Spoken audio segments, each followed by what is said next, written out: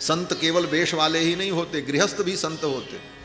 अगर भगवत भक्ति है तो वो भी संत हैं, प्रेमी हैं तो वो भी संत हैं, उनकी भी सेवा करो। और सबकी सेवा होती थी। एक कोई गरीब महिला आई और उसने भोजन किया और चलते समय उसने कहा कि मेरे बेटे के लिए भी दे दो, मेरे बेटे का हिस्सा दे दो। तो महात्मा जो बांट रहे थे उन्होंने कहा कहाँ है तेरा बेटा? तो कपड़ा लेकर के लपेट करके आंचल में छिपाई थी और बोली इस बच्चे के नाम पर दे दो, एक हिस्सा इसका भी दे दो। महात्मा ने कहा झूठ बोलती हो, ये बच्चा नहीं है, तुम कपड़ा लपेट करके आई हो, तुमको आते मैंने देखा था। और वो खींच लिया, कपड़ा बाहर हो गया और डांट करके उस महिला को भगा दिया, नहीं दिया। जा करके किसी ने महाराज जी से शिकायत की और महाराज जी ने उस साधु को बुलाया। बोले वो महिला आई थी और तुमने उसको प्रसाद नहीं दिया। बोले महाराज वो कपड़े का बच्चा कपड़ा लपेट कर कह रही थी इस बच्चे के नाम पे दे दो, असली बच्चा होता तो मैं दे देता, वो तो झूठ बोल रही थी। तो महाराज जी हंसने लगे। आज भी मुझे वो दृश्य याद है, अत्यंत वृद्ध थे महाराज जी। महाराज जी हंसने लगे और महाराज जी ने कहा बेटा बच्चा बनाना तो इन माताओं का काम है, चाहे कपड़े का बनावे चाहे चमड़े का बनावे, तुम तो देते रहो बस। यही उनके शब्द थे कि चाहे वो कपड़े का बनावे चाहे चमड़े का बनावे, बच्चा बनाना तो उनका काम है। और उसने अगर कह दिया तो तुम्हें दे देना चाहिए था। आज के बाद ऐसी हरकत मत करना, कोई भी आवे मांगे तो दे दे। ऐसी निष्ठा, इतनी सहनशीलता, इतनी उदारता, तब संतों की सेवा होती महाराज। इस प्रकार रसिक मुरारी जी संतों की सेवा करते। एक दिन उनके बगीचे में संतों की जमात आई और संतों की जमात जब आई तो उन संतों की जमात में अनेक प्रकार के संत थे। आज भी अनेक प्रकार के संत होते हैं। बहुत से संत ऐसे होते महाराज जो कुछ थोड़ा नशा पत्ती भी कर लेते हैं, सबकी आदत होती। कुछ शौकीन महात्मा होते हैं, कुछ पान तमाकू भी खा लेते हैं, कुछ हुक्का इत्यादि भी पी लेते हैं, कोई भंग का गोला ही छान लेते हैं। ऐसे ये सब दुर्गुण है, इन दुर्गुणों से बचना चाहिए। लेकिन व्यक्ति की प्रवृत्ति जब नहीं छूटती है तो कभी कभी उसे उस अपनी प्रवृत्ति के कारण समाज में संकुचित होना पड़ता है, लज्जित होना पड़ता है। और ये आदत स्वभाव पड़ गया तो छूटता नहीं महाराज। व्यसन छूटता नहीं, बड़े मुश्किल से छूटता। इसलिए व्यसन से दूर ही रहे तो अच्छा है। चाह करके भी व्यसन नहीं छूटता। तो ऐसे भी लोग होते हैं महात्माओं के समाज में। अक्सर लोग कहते हैं महाराज महात्मा होकर के भांग खा रहे थे, गांजा पी रहे थे। बोले जब महात्मा नहीं थे उसके पहले से उनके जीवन में वो व्यसन था, अब वो नहीं छूट रहा है तो बेचारे क्या करें। इतना तो हुआ कि और चीज तो छोड़ा। इसलिए वहां भी निंदा का भाव नहीं रखना चाहिए। अब संतों की जमात आई। संतों की जमात में अलग अलग प्रकार के महात्मा थे। उन महात्माओं में एक महात्मा हुक्का पीते थे और बाद में बस जमात रुकी थी। सब संत अपना अपना काम कर रहे थे। कोई माला फेर रहा था, कोई तिलक लगा रहा था, कोई अपने ठाकुर जी को स्नान करा रहा था, कोई महात्मा कुछ कर रहे थे। और वो महात्मा बोले वो अपना सब काम निपटा करके बैठ करके हुक्का की तैयारी में लगे थे और हुक्का का गुड़गुड़ करने जा रहे थे। और ज्यों ही उन्होंने एक बार अपने हुक्के को मुख में लगा करके थोड़ा एक कस ली, तब तक रसिक मुरारी जी संतों का दर्शन करने के लिए बाग में पहुंच गए। रसिक मुरारी जी महाराज जब संत आवे तो दर्शन करने के लिए स्वयं जाते थे। ये नहीं कि गद्दी लगा करके बैठे रहे कि संत लोग आए हैं तो अब संत लोग प्रसाद पाएंगे तो हमारा दर्शन करने आएंगे हम महंत जी। महंत जी तो हो ठीक बात है, लेकिन महंत को सेवा करनी चाहिए। महंत कहते किसे हैं? हमारे पूज्य महाराज श्री कहते थे कि मेहनत करे महंत और बैठ के खाए संत। जो मेहनत करे वो महंत होता है। संतों की सेवा कैसे होगी, कहाँ से राशन आएगा, कहाँ से पानी आएगा, कहाँ से अमुक व्यवस्था होगी, इसके लिए जो रात दिन मेहनत करता वो महंत है। और जो बैठ करके प्रसाद पावे और माला जपे वो संत। तो संत की सेवा के लिए महंत बना जाता है, सुख भोगने के लिए महंत नहीं बना जाता। महंत बन करके हम संतों की सेवा करेंगे, संतों की सेवा की हम व्यवस्था करेंगे। क्यों बोले संतों की सेवा कहाँ होगी? संत आ गए तीर्थ में तो उनको कौन खिलाएगा?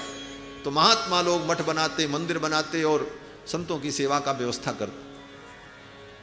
तो महंत का मतलब मेहनत करे महंत, बैठ के खाए संत। और इस सेवा के लिए बहुत धैर्य की जरूरत पड़ती है, बहुत धैर्य। कहीं भी थोड़ी महंती का भाव आ गया कि हम महंत जी हैं और किसी संत का आपने अनादर कर दिया तो आपकी सेवा बिगड़ जाएगी। इसीलिए महंत होना भी बहुत सरल नहीं है।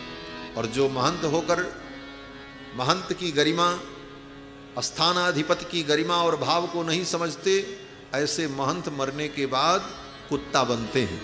जो वाल्मीकि रामायण में कथा है, प्रक्षिप्त भाग में, उसको प्रक्षिप्त भी कुछ लोग कहते हैं, कुछ लोग वाल्मीकि का अंश मानते हैं, रामायण का अंश। उस विवाद में मैं नहीं जाना चाहता, लेकिन कथा बड़ी प्रेरणाप्रद है। एक कुत्ता को एक महात्मा ने एक लाठी मार दी, उसका सिर फूट गया। वो रोता हुआ राम जी के दरबार में पहुंचा। तो राम जी ने पूछा क्या हुआ? बोले इन महात्मा ने एक डंडा मारा, मेरा सिर फूट गया। तो महाराज राम जी ने कहा क्या दंड इनको दें? तुम ही बताओ, जो कहो मैं इनको दंड दे दूं इन महात्मा को, इन्होंने एक डंडा तुम्हें मारा। तो उस कुत्ते ने कहा महाराज इनको कालंजर मठ का महंत बना दो। क्या करो? बोले कालंजर मठ का, कालंजर में बहुत बड़ा मठ है, वहां का महंत बना दो इसको। लोगों ने कहा ये कौन सा दंड है? तो पुरस्कार हो गया, इतने बड़े मठ का महंत बनेगा, राज भोगेगा। तो उस कुत्ते ने कहा महाराज मैं भी उसी मठ का महंत था पहले, और संत सेवा छोड़कर, साधु की सेवा छोड़कर, भगवत सेवा छोड़कर के केवल ऐश्वर्य और सुख भोगने में लगा रहा। उसका परिणाम हुआ कि मरने के बाद मुझे कुत्ता बनना पड़ा। तो ये भी वहां महंत बनेगा तो इसकी भी बुद्धि खराब होगी, और बुद्धि खराब होगी तो फिर ये भी कुत्ता बनेगा। तब कोई साधु इसकी खोपड़ी फोड़ेगा, तब दंड बराबर होगा। और राम जी ने न्याय किया, उस महंत को, उस सन्यासी को कालंजर मठ का महंत बना दिया। तो महाराज स्थानाधिपति के पद पर बैठने के बाद अगर उसकी गरिमा, संतों की सेवा और सदाचार से विमुख हो गए तो मरने के बाद कुत्ता ही बनना पड़ेगा। और कैसा कुत्ता? बोले उसी नगर का कुत्ता। हाँ, ये भी नहीं कहीं बाहर कुत्ता बनोगे, वहीं आसपास। हमारी अयोध्या में कभी कभी आओ, अयोध्या वृंदावन में, इन तीर्थों में भी आप जाओ तो देखो, जब शाम को आरती होने लगती है ना भगवान की, घंटा घरियारी बजने लगता तो 2-4 कुत्ते मोहल्ले में रोने लगते हैं। कभी बात करना, हमने कई बार देखा कुत्ते रोते हैं, इधर घंटा बजता रहता, आरती होती रहती, ओ करते रहते। तो एक बार मैंने अपने स्वामी जी से पूछा, स्वामी जी जब आरती होती तो ये कुत्ते रोते क्यों हैं? तो स्वामी जी हंसने लगे, बोले सब पहले महंत थे, सब महंत थे और कुत्ता बने। अब भगवान से रो करके प्रार्थना करते हैं, प्रभु गलती तो हो गई, अब आपकी आरती हो रही, कृपा करो, हमारा भी दुख दूर हो, हमें भी स्वीकार करो। इसीलिए रो करके भगवान से प्रार्थना करते हैं। तो संत की सेवा में महंत को बहुत सावधान रहना चाहिए। अगर कोई अपराध बन गया तो वह कल्याणप्रद नहीं होगा। एक घटना मैंने देखी है, नाम नहीं लूंगा और उस स्थान का भी मैं नाम नहीं लूंगा, लेकिन केवल प्रेरणा के लिए कह रहा हूं। एक बहुत अच्छे महंत जी, उनके यहां कोई ब्राह्मण आए, बड़े विद्वान ब्राह्मण थे, और वो भोजन करने बैठे। जब भोजन कर लिया तो अपनी पत्तल छोड़ करके उठ गए। तब तक महंत जी उधर से छड़ी लिए हुए आए। बोले पत्तल किसकी पड़ी है जूठी? लोगों ने कहा वो ब्राह्मण भोजन करके जा रहे हैं, उन्होंने छोड़ दिया। तो जा करके उन ब्राह्मण को डांट दिया। बोले तुम्हारी जूठी पत्तल कौन उठाएगा? इसको फेंक करके जाना चाहिए था, उठाओ अपनी पत्तल और फेंको। बड़े रोब में बोल तो दिया, लेकिन वो ब्राह्मण तपस्वी थे, उनको दुख लग गए। जाते जाते उन्होंने कहा बहुत बड़े महंत हो, क्या साधु की सेवा करो, और शाप दे दिया मुझे, महाराज कह दिया जाओ तुम्हें सफेद रोग हो जाए। और उस महात्मा के ब्राह्मण के कहने के ही 10, 12, 15 दिन बीतते बीतते महंत जी के शरीर में वो सफेदी प्रारंभ हो गई और देखते देखते पूरा सफेद हो गया, चरक रोग हो गया। बहुत औषधियां की, कोई लाभ नहीं। ये प्रत्यक्ष घटना। और जिनको ये रोग हुआ था मैंने उनका दर्शन भी किया। बाद में तो बड़े सरल हो गए, बड़े सरल चित्त, खूब सेवा परायण, परम भागवत। लेकिन ये जीवन में उनके घटना यादगार बन गई। श्री रसिक मुरारी जी जब संतों की जमात में दर्शन करने के लिए पहुंचे तो महात्मा अपने हुक्का को मुख में लगाए थे और एक बार कस ली, गुड़गुड़ किया, तब तक रसिक मुरारी जी उधर से आ गए। अब वो महात्मा बड़े लज्जित हुए कि ये रसिक मुरारी जी इतने बड़े महापुरुष हैं, गोसाई जी हैं, इनका पूरी दुनिया में नाम है, संतों की सेवा करते हैं, ये क्या कहेंगे कि महात्मा होकर के हुक्का पीता। तुरंत वो अपना हुक्का लपेट उपेट के ले गए, कहीं कोने में छिपा दिया। रसिक मुरारी जी ने देख लिया, महात्मा हुक्का पी रहा था, अपनी मस्ती में था। मेरे कारण महात्मा को संकोच हुआ और महात्मा के हृदय में पीड़ा हुई, मेरे कारण संकोच हुई, पीड़ा हुई। तो रसिक मुरारी जी ने उस महात्मा के संकोच को दूर करने के लिए, उस महात्मा के हृदय के पश्चात, सेवा केवल शरीर की नहीं होती, उसकी भावना की, उसकी चेतना की। इसके मन में पश्चाताप हो रहा है कि मैंने देख लिया, और उसको अपने कृत्य पर पश्चाताप हो रहा है। इस पश्चाताप को मैं कैसे दूर करूं? थोड़ी दूर आगे गए और आगे जाते ही रसिक मुरारी जी वहीं जमीन पर गिर पड़े, गिरने का नाटक किया और गिर पड़े और तड़पने का नाटक करने लगे। पेट में बहुत दर्द हो रहा, गैस बन गई, पेट में बहुत भयंकर दर्द हो रहा। संत महात्मा दौड़े दौड़े आ गए, सब आ गए। बोले महाराज क्या हो गया, क्या हो गया? बोले पेट में दर्द हो रहा, एक उपाय करो। बोले क्या उपाय? बोले अगर कोई महात्मा हुक्का पीते हो तो हुक्का ले आओ, हुक्का की एक कस ले लेंगे तो पेट ठीक हो जाए। वो महात्मा तो प्रसन्न हो गया, अरे हुक्का की कस लेने से इनकी गैस दूर हो जाएगी, पेट की वायु दूर हो जाएगी। महात्मा बोले हाँ महाराज हमारे पास है। बोले लाओ लाओ जल्दी लाओ। लेकर के वो महात्मा आए, और जब लेकर के आए तो कभी हुक्का तो पिया नहीं था रसिक मुरारी जी, लेकिन उस महात्मा के मन में संतोष उत्पन्न हो जाए, उसके मन में आत्मग्लानि न हो, इसलिए हुक्का को मुख में लगा करके एक बार दो बार खींचने का नाटक किया और फिर बोले अब राहत हो गई, ले जाओ। महात्मा बड़ा प्रसन्न हुआ। महात्मा ने कहा आज मेरा हुक्का तो काम आ गया, साधु की सेवा में लगा। इस प्रकार से अपने इस चरित्र के द्वारा उस महात्मा के संकोच को दूर किया रसिक मुरारी जी ने। बाग में समाज संत चले आप देखी वे को, देखत दुरायोजन हुक्का सोच पर्यो है। बाग में समाज संत चले आप देखी वे को, देखत दुरायोजन हुक्का सोच पर्यो है। बड़ो अपराध माने साधु सन्मान चाहे, भूमि तन बैठी कही देखो कहूँ करो है। बड़ो अपराध माने साधु सन्मान चाहे, भूमि तन बैठी कही देखो कहूँ धरो है। बड़ो अपराध श्री प्रियादास जी कहते हैं कि रसिक मुरारी जी ने यह अनुभव किया कि मुझसे बहुत बड़ा अपराध हो गया, मेरे कारण एक महात्मा को संकोच हो गया। बड़ो अपराध मानी साधु सन्मान चहे, घूमि तन बैठ कही देखो कहूं धर्यो है। घूम करके चक्कर खा करके गिर पड़े और कहा देखो कहीं हुक्का मिले तो लाओ, हुक्का मिले तो लाओ। जाए के सुनाई दास काहू के तमाकू पास, जाकर के किसी ने कहा भाई किसी के पास तमाकू का हुक्का हो तो दो। महाराज की तबीयत बिगड़ गई और फिर ये सब नाटक करके उस महात्मा के हृदय के संकोच को श्री रसिक मुरारी जी ने दूर किया। ऐसी संतों के प्रति निष्ठा। आगे की पंक्ति में श्री प्रियादास जी कहते हैं जाए के सुनाई, जाय के सुनाई दास काहू के तमाकू पास, सुन के हुलास बड़ो आगे आनी करो है। जाई के सुनाई दास काहू के तमाकू पास, सुनी के हुलास बड़ो आगे आनी करो है।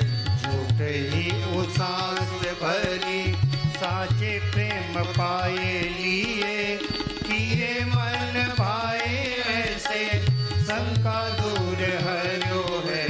झूठ ही उसास भरी साचे प्रेम पाए लिए, किए मन भाए से शंका दुख हरो है। झूठ ही उसास भरी। प्रियादास जी कहते हैं कि श्री देव मुरारी जी ने, श्री रसिक मुरारी जी ने झूठे ही उसास भरी साचे प्रेम पाए लियो। हुक्का पीने का झूठा नाटक करके एक संत के सच्चे प्रेम को पा लिया। संत आपसे प्रेम करने लग जाएं, संतों के हृदय में आपके प्रति प्रेम का भाव उमड़ पड़े, यह जीवन की बहुत बड़ी उपलब्धि है। प्रियादास जी कहते हैं कि झूठे ही उसास भरी साच प्रेम पाए लिए, किए मन भाई ऐसे शंका दुख हरी। झूठे ही उसास भरी साचे प्रेम पाए लिए, किए मन भाए ऐसे शंका दुख हरे। ये चरित्र श्री रसिक मुरारी जी का। आगे प्रियादास जी एक अद्भुत चरित्र का वर्णन करते हैं। कहते हैं कि इनके गुरुजी श्री श्यामानंद दास जी महाराज धरेंद्रा गांव में, जहां पर उनकी बहुत बड़ी खेती थी, बहुत कुछ आश्रम में था, वहां से अन्न आता था और संतों की सेवा होती थी। संजोग से उस गांव में जब नया नवाब हुआ, वहां का जो जमींदार था, छोटा मोटा राजा ही था, वो बड़ा दुष्ट था, नास्तिक था। उसने क्या किया, बोले ये जमीन किसकी है? बोले ये जमीन सब बाबा जी की है, मठ की है, इससे जो अन्न उत्पन्न होता है वो संतों की सेवा में जाता है। तो राजा ने कहा आज से ये सब नहीं जाएगा, बंद करो। जमीन को राजा ने छीन लिया, मठ की जमीन को, जिस जमीन से उपज होती थी और मठ की सेवा होती थी। इनके गुरुजी जो थे रसिक मुरारी जी के, श्री श्यामानंद दास जी महाराज, बड़े सरल संत, सीधे साधे। किशोरी जी की साक्षात कृपा उन पर भई थी। राधा रानी ने अपने नूपुर के चिन्ह दिए थे, तो वो तो संसार से वैराग्य संपन्न हो चुके थे, ज्यादा इन चीजों में रुचि नहीं थी। लेकिन भगवान की संपत्ति जा रही है, इसे बचाना चाहिए। ठाकुर जी की खेती है, इस खेती से अन्न आएगा, तो भगवदीय जन जो संत हैं उनकी सेवा चलती रहेगी, नहीं तो सेवा बंद हो जाएगी, तो संतों का आना भी बंद हो जाएगा। और राजा बड़ा दुष्ट था, तो इनके गुरुजी ने सोचा अब क्या करें, इस जमीन को छुड़ाना बहुत जरूरी है और मेरे बश की बात नहीं। तो इनके गुरुजी ने रसिक मुरारी जी को पत्र लिखा। श्री श्यामानंद जी ने अपने शिष्य रसिक मुरारी जी को पत्र लिखा, बोले तुम जैसी दशा में हो उसी दशा में जल्दी से जल्दी चले आओ। उपजत अन्न गांव आवे साधु सेवा ठाव। उपजत अन्न गाँव आवे साधु सेवा ठाव। नयो निपदुत आए गाँव गाँव कियो है। उपजत अन्न गाँव आवे साधु सेवा ठाव। नयो निपदुत आए गाँव गाँव कियो है। प्रियादास जी कहते हैं नया राजा जो आया, ये तो काँव काँव करता था कौए के समान। ग्राम सो जपत करो करो ले विचारे आप। श्यामानंद जो मुरारी पत्र लिख दियो है। ग्राम सो जपत करो करो ले विचारे आप। श्यामानंद जो मुरारी पत्र लिख दियो है। ये नया राजा जो हुआ, इसने सारी संपत्ति पुनः जब्त कर ली। बोले अब ये राजा की संपत्ति है। तब श्यामानंद जी ने श्री रसिक मुरारी जी को पत्र लिखा और पत्र में लिखा, जैसे हो जिस भांति हो उसी प्रकार तुम जल्दी से जल्दी यहाँ चले आओ। जाही भांति हो ताही भांति उठे आओ यहाँ, आए हाथ बांधी कर अजहु न लियो है। जाही भांति हो ताही भांति उठे आओ यहाँ, आए हाथ बांधी कर अजहु न लियो है। पत्र पहुंचा। पत्र पढ़ करके रसिक मुरारी जी ने देखा गुरुजी ने आज्ञा करी है, जाही भांति हो, जिस स्थिति में तुम हो ताही भांति उठ आओ। वहीं से उठ करके चले आओ तुरंत। भोजन कर रहे थे, हाथ में जूठा लगा था और वैसे ही उठे और चल पड़े। आए, अचहु न कियो है, आचमन भी नहीं किया, हाथ भी नहीं धोए। और आए तो हाथ पीछे करके साष्टांग किया। अब आगे साष्टांग करते तो हाथ में जूठा लगा था, गुरुजी का चरण छू जाता, जूठे का स्पर्श होता। तो एक हाथ आगे किया और एक पीछे करके साष्टांग किया महाराज। पाछे साष्टांग करी करील निवेदन, सो भोजन में कही चली आयो भी जोइयो है।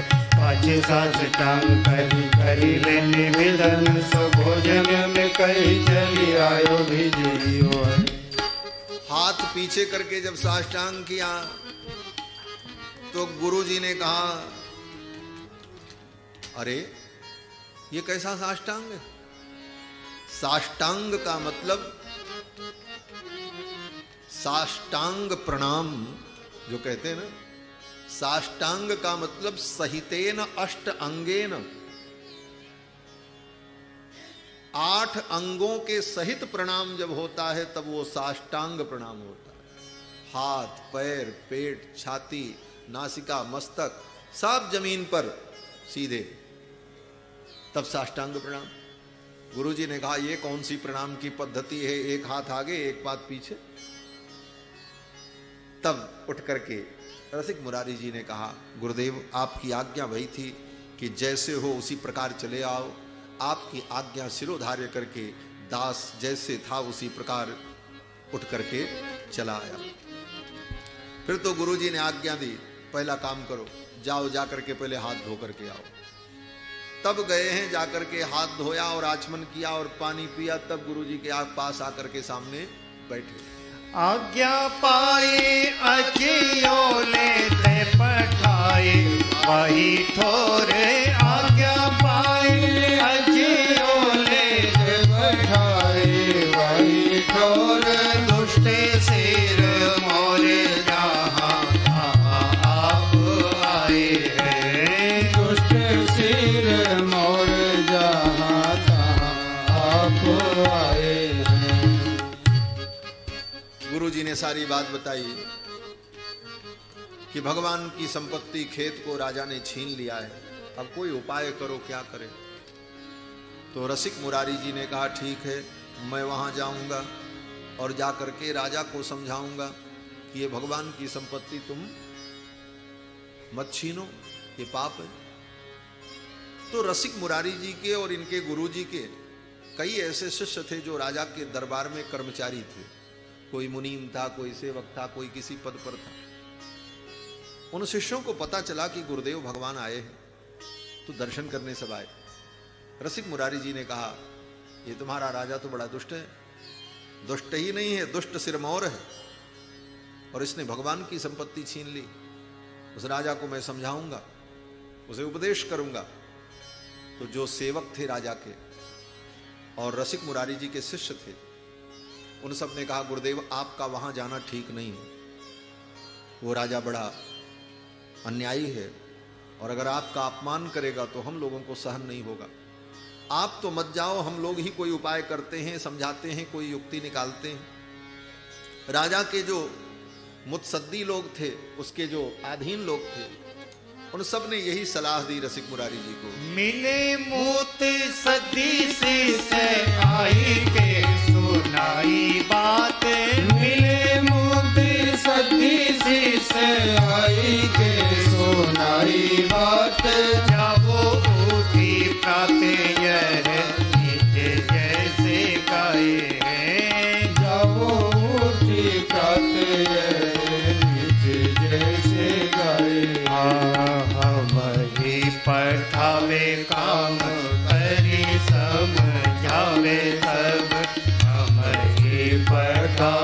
काम कली समुझावे सब मन में ना आवे ज्ञानी डर पाए मन में ना आवे ज्ञानी डर पाए मन में ना आवे ज्ञानी डर पाए। अब तो सेवकों ने शिष्यों ने कहा महाराज आपका जाना ठीक नहीं है, हम लोग ही जाकर के राजा को समझाएंगे और कोई उपाय करेंगे। रसिक मुरारी जी समझ गए कि इन मेरे शिष्यों के हृदय में भय व्याप्त है, राजा की दुष्टता से भयभीत हैं, इसलिए ऐसा बोल रहे हैं। फिर तो वो शिष्य लोग 2-3 दिन गुरु जी की सेवा में थे। 2-3 दिन बाद जब गुरु जी की सेवा से निवृत्त होकर के फिर अपने अपने कार्य में राजा के दरबार में पहुंचे तो उस दुष्ट नवाब ने पूछा कहाँ थे 3 दिन से, बिना बताए गायब थे आप लोग, कर्मचारी लोग, कैसे व्यवस्था चलेगी? तो उन सेवकों ने कहा महाराज हमारे गुरुदेव भगवान आए, उन्हीं का दर्शन करने हम लोग गए थे और बड़े सिद्ध कोटि के संत हैं। तो नवाब तो म्लेच्छ ही था, उसने कहा ये सिद्ध कोटि के क्या होते हैं, क्या करते हैं वो? अरे बोले वो बड़े अद्भुत संत हैं, उनकी कृपा से क्या संभव नहीं। बोले अच्छा वो कुछ करामात भी करते हैं? बोले वो तो कुछ भी करामात कर सकते हैं। अब वो तो राजा था, उसको करामात देखने की इच्छा थी। आजकल के साधारण लोग संतों को यही समझते हैं ये कुछ करामात करें, चमत्कार कोई नमस्कार। उनकी भावना, उनकी भक्ति, उनका ज्ञान, उनकी तपस्या कितनी उत्कृष्ट कोटि की है, इस पर ध्यान नहीं जाता। ये कितने चमत्कारी हैं, कितने चटकदारी हैं, कितने बड़े प्रभावशाली हैं, यही उनके लिए महत्वपूर्ण होता है। और सच्चे संत की पहचान इसीलिए जीवन में नहीं हो पाती। सच्चा संत एक श्री स्वामी राजेश्वरानंद जी का बड़ा सुंदर पद है, देख लिया संसार मैंने देख लिया। उस पद की एक पंक्ति में उन्होंने कहा कि सच्चे साधु की पहचान नहीं होती और सच्चे साधु को कोई देखना नहीं चाहता, और जो बनावटी हैं बोले उनके दरवाजे पर जाकर के लोग टकटकी लगाए रहते हैं, हो जाए दीदार, एक बार उनको देखने को मिल जाए, उनको देख भर लें, इसकी आशा लगी। यही संसार का ज्ञान। बंधुओं, श्री रसिक मुरारी जी को देखकर, उनकी महिमा को सुनकर नवाब ने कहा अगर वो कोई चमत्कार करते हो तो उनको बुलाओ, हम भी उनका चमत्कार देखेंगे, और उनको मेरे घर लेकर के आओ, कोई करामात दिखावें। तो आकर के उन सेवकों ने रसिक मुरारी जी से कहा कि भाई राजा ने ऐसा कहा है, सुन आए गुरुवर कही लायो मेरे घर देखो। नारायण। सुनी आए गुरुवर कही लाओ मेरे घर, सुनी आए गुरुवर कही लाओ मेरे घर, देखो करामात बात यहले सुनाई है, देखो करामात बात यहले सुनाई, हाँ देखो करामात बात यहले सुनाई। राजा ने कहा उनको बुलाओ अपने गुरु को, हम कोई करामात उनकी देखें। शिष्यों ने आकर के कहा महाराज राजा ने आपको बुलाया है और वो कहता है कि कोई करामात दिखाओ। तो रसिक मुरारी जी ने कहा ठीक है चलो हम चलते हैं। रसिक मुरारी जी चल पड़े। तब तक राजा के गजशाला में एक पागल हाथी था, बड़ा मतवाला था। उस हाथी को छोड़ दिया और वो हाथी सड़क पर उत्पात मचाने लगा महाराज, और जिस मार्ग से आ रहे थे रसिक मुरारी जी उसी मार्ग पर हाथी को छोड़वा दिया। जैसे कंस ने भगवान श्री कृष्ण के विरुद्ध कुवलया पीड़ को मदिरा पिला करके द्वार पर खड़ा कर दिया था, उसी प्रकार वो मत्त गजराज सड़क पर उत्पात मचाने लगा, किसी की दुकान गिरा दे, किसी का सामान गिरा दे, लोग भागने लगे, भगदड़ मच गई महाराज। कहो आनी अभो जीवो, कहो आनी अभू जाओ चलो उन माने देखे। कहो आनी अभो जाओ चलो उन मान देखे।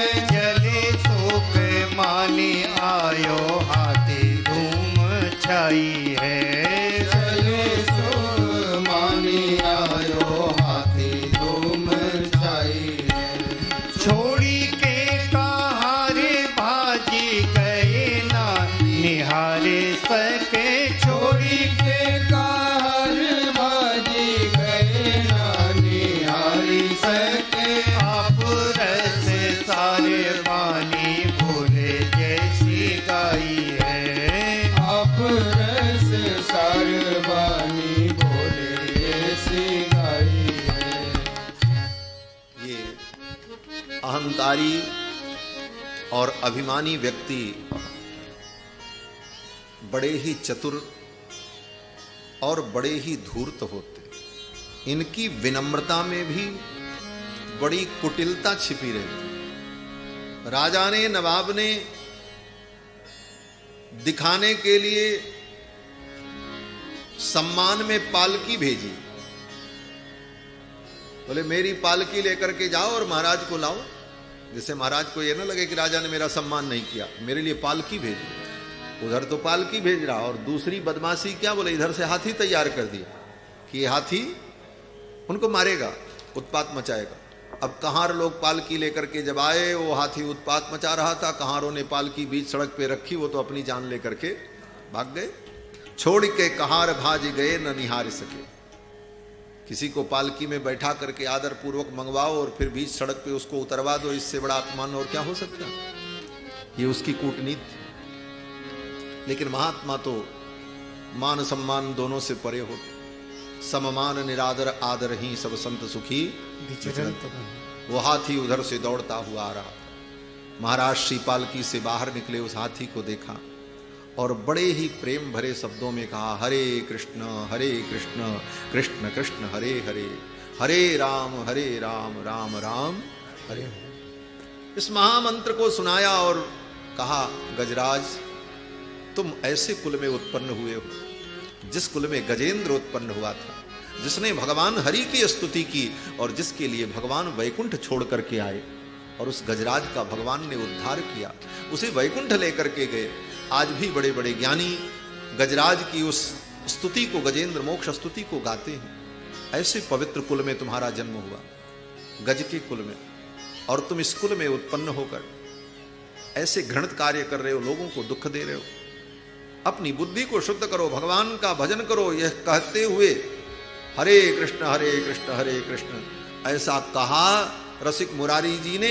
इतना सुनते ही उसकी बुद्धि शुद्ध हो गई, हाथी शांत हो गया। हमारा प्रियादास जी कहते हैं, बोलो हरे कृष्ण कृष्ण छाड़ो गज तम तन, सनी गयो ही है भाव देह सो नवाई है। बोलो हरे कृष्ण कृष्ण छाड़ो गज तम तन, सनी गयो ही है भाव देह सो नवाई है। बोलो हरे कृष्ण कृष्ण। रसिक मुरारी जी ने कहा, हरे कृष्ण ऐसा बोलो, उपदेश किया। उस उपदेश को गजराज ने ग्रहण कर लिया, उसकी बुद्धि उसी समय शुद्ध हो गई और उस गजराज ने जमीन पर बैठकर अपने दोनों पांव को फैलाकर अपनी सूंड को जमीन पर ऐसे सीधा रख करके रसिक मुरारी जी को साष्टांग प्रणाम किया। प्रियादास जी कहते हैं, भाव देह सो नवाई है। साष्टांग प्रणाम के भाव से अपने देह को जमीन पर गजराज ने फैला दिया और साष्टांग प्रणाम किया। गजराज की बुद्धि शुद्ध हो। इसी भाव का स्मरण करते हुए नाभादास जी कहते हैं, रसिक मुरारी उदार अति मत्त गजही उपदेश दी। मत्त गजराज को उपदेश देकर उसकी बुद्धि को शुद्ध कर दिया और फिर उस गजराज के मस्तक पर चंदन लगा दिया, तिलक लगा दिया। मंत्र दीक्षा दे दी, उस गजराज को भगवान का नाम सुना दिया और गले में कंठी पहना दी तुलसी की माला। प्रियादास जी कहते हैं वह दृगनीर देखी, वह दृगनीर देखी हुई गयो अधीर, आप कृपा करि सीधे कियो दियो भक्ति भाव है। वह दृगनीर देखी हुई गयो अधीर, आप कृपा करि सीधे कियो दियो भक्ति भाव है। बाह में सुनायो नाम, वह दृगनीर देखी। अब तो रसिक मुरारी जी देखा कि उस गजराज की आंखों से आंसू बहने लगा, वो रोने लगा बेचारा। फिर तो बड़ी दया आई, फिर तो रसिक मुरारी जी ने उस गजराज के सन्निकट जाकर, मानो वो मंत्र लेने के लिए, नाम सुनने के लिए पहले से तैयार हो। अगर वो गजराज खड़ा रहता तो रसिक मुरारी जी उसके कानों में मंत्र का उपदेश कैसे करते, इसलिए मानो वो इसीलिए बैठ गया कि मेरे कानों में राम नाम का उपदेश कर दें। कान में सुनायो नाम, कान में जाकर के नाम सुनाया प्रियादास जी ने। कान में सुनायो नाम, नाम दे गोपाल दास, माल पहिराई करे प्रगट्यो प्रभाव। कान में सुनायो नाम, नाम दे गोपाल दास, माल पहिराई करे प्रगट्यो प्रभाव। जाकर के कान में राम नाम सुना दिया। बोले कहा राम राम करो बस। बोले राम राम, बोले सबसे बड़ा मंत्र है। दुनिया में जितने मंत्र हैं वो सब मंत्र हैं, और भगवान का ये राम नाम बोले ये महामंत्र है। इसीलिए गोस्वामी जी कहते हैं महामंत्र जोई जपत महेशो, महामंत्र जोई जपत महेशो। काशी मोक्ष हेतु उपदेशो, काशी मोक्ष हेतु उपदेशो। ये भगवान का नाम महामंत्र, महामंत्र सुना दिया। कान में सुनायो नाम, और नाम दे गोपाल दास। दीक्षा की यही विधि है ना, जब दीक्षा होती है तो गुरु के द्वारा शिष्य का नामकरण किया जाता है। 5 संस्कार होते हैं, तापः, पुंड्रम तथा नाम मंत्रो यागश्च पंचमः। अमीहि पंच संस्काराः परमई कांति हेतवे। दीक्षा देते समय ये 5 संस्कार होते हैं। ताप संस्कार, ताप संस्कार के द्वारा भगवान के शंख चक्र की मुद्राएं भुजाओं पर अंकित होती हैं, और ताप न हो तो शीतल शंख चक्र की भुजाएं अंकित की जाती हैं। और मस्तक पर ऊर्ध्वपुंड, कान में मंत्र और नामकरण और शरणागति। तो गुरु जी ने नामकरण कर दिया। क्या नामकरण किया? बोले नाम दे गोपाल दास। नाम रख दिया गोपाल दास, आज से तुम्हारा नाम गोपाल दास। तो कौन गोपाल दास? साधु के जमात में बहुत से गोपाल दास और गोविंद दास रहते हैं। साधु के तो नाम गोविंद दास, गोपाल दास यही सब होते। तो साधु के जमात में अनेक गोपाल दास, गोविंद दास। तो कैसे समझ में आवे कौन गोपाल दास? तो विशेषण लगा दिया गज गोपाल दास। उनका नाम क्या हुआ? गज गोपाल दास। बोले मंत्र तो दे दिया, आप गले में तुलसी की माला पहना दे, कंठी पहना दे। अब हाथी के गले के नाप की कंठी कहाँ मिलेगी, किस बाजार में मिलेगी? सोचो, मनुष्य के गले के नाप की कंठी तो मिल जाए, हाथी का गला इतना बड़ा, उतनी बड़ी कंठी कहाँ मिले?